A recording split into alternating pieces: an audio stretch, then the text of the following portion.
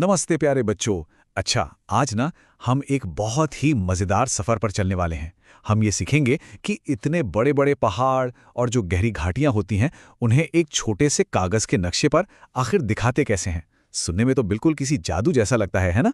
तो चलिए आज इसी जादू के पीछे का राज पता करते हैं। तो सबसे पहला सवाल तो यही आता है मन में। ज़रा सोच कर देखिए, एक पहाड़ कितना कितना विशाल होता है, और एक कागज वो तो एकदम सपाट, मतलब बिल्कुल फ्लैट होता है। तो फिर कोई नक्शा बनाने वाला, जिसे हम इंग्लिश में कार्टोग्राफर कहते हैं, वो उस सपाट कागज पर किसी पहाड़ की ऊंचाई और उसकी ढलान वो सब कैसे दिखा सकता है? आज हम सब मिलकर इसी पहेली को सुलझाने वाले हैं।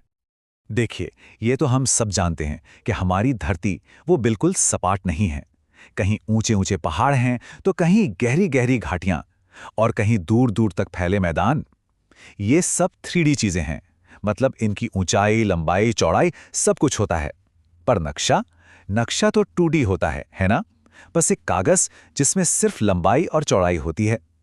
तो बस इसी मुश्किल को हल करने के लिए नक्शा बनाने वालों ने कुछ बहुत ही कमाल के तरीके निकाले हैं। तो चलिए सबसे पहले कुछ पुराने और एकदम आसान तरीकों से शुरू करते हैं। आप ये समझ लीजिए कि ये तरीके बिल्कुल चित्र बनाने या ड्राइंग करने जैसे हैं। एक तरीके में हम लाइनों का इस्तेमाल करते हैं और दूसरे में छाया यानी कि परछाई का। अच्छा, तो पहला तरीका है हैश्योर। अब ये शब्द थोड़ा नया लग सकता है ना? पर घबराना नहीं है, इसका मतलब बहुत ही आसान है। इसमें बस छोटी छोटी पतली पतली लाइनें खींची जाती हैं। और ये लाइनें किस तरफ खींची जाती हैं? ठीक उसी तरफ जिस तरफ जमीन का ढलान हो। जैसे पहाड़ पर पानी ऊपर से नीचे की तरफ बहता है ना, बिल्कुल वैसे ही ये रेखाएं भी ढलान की दिशा को दिखाती हैं। अब जरा इन दोनों तस्वीरों को बहुत ध्यान से देखिए। बाईं तरफ जो है वो हैशर वाला तरीका है। दिख रहा है ना कैसे लाइनों से ढलान दिखाया है? और एक बात और, जहां ढलान बहुत ज्यादा होता है, मतलब चढ़ाई खड़ी होती है, वहां ये लाइनें मोटी और एकदम पास पास होती हैं। अब दाईं तरफ देखिए, ये है पर्वतीय छायाकरण। इसमें ऐसा लगता है जैसे पहाड़ पर किसी एक तरफ से लाइट पड़ रही हो और दूसरी तरफ परछाई हो। इससे नक्शे में एक 3D वाला फील आता है ना? कमाल का तरीका।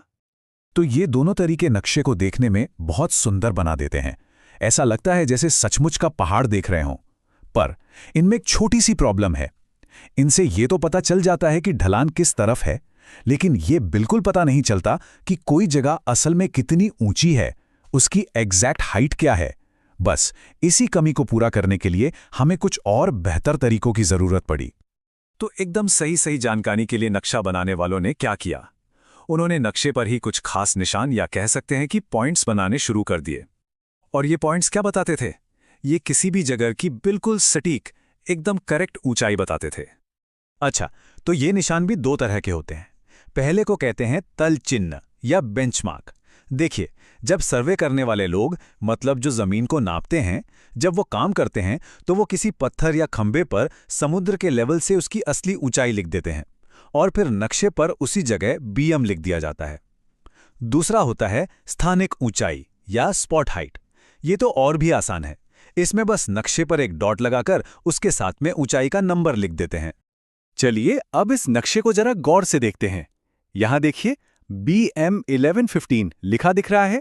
हाँ, यही है तल चिन्ह। और यहां देखिए, एक डॉट के साथ 1062 लिखा है। ये हो गई स्थानिक ऊंचाई। तो बस इन निशानों को देखकर हमें उस जगह की एकदम पक्की वाली ऊंचाई पता चल जाती है। तो अब तक हमने जो तरीके देखे वो अच्छे थे, पर अब हम उस तरीके के बारे में जानेंगे जो आज के समय में सबसे ज्यादा इस्तेमाल होता है और सबसे बेस्ट माना जाता है, और उसका नाम है समोच्च रेखाएं। इंग्लिश में इन्हें कॉन्टूर लाइंस कहते हैं। तो ये समोच्च रेखा आखिर है क्या? देखिए, ये एक काल्पनिक रेखा है। काल्पनिक मतलब इमेजिनरी। ये असल में जमीन पर खींची हुई नहीं होती, इसे सिर्फ नक्शे पर बनाते हैं। और ये रेखा क्या करती है? ये उन सभी जगहों को आपस में जोड़ देती है जिनकी ऊंचाई समुद्र के लेवल से बिल्कुल एक बराबर हो।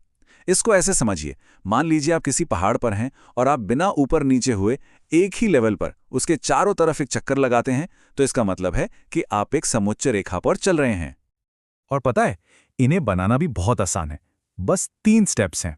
स्टेप 1, नक्शे पर उन सारे पॉइंट्स को ढूंढो जिनकी ऊंचाई एक बराबर है।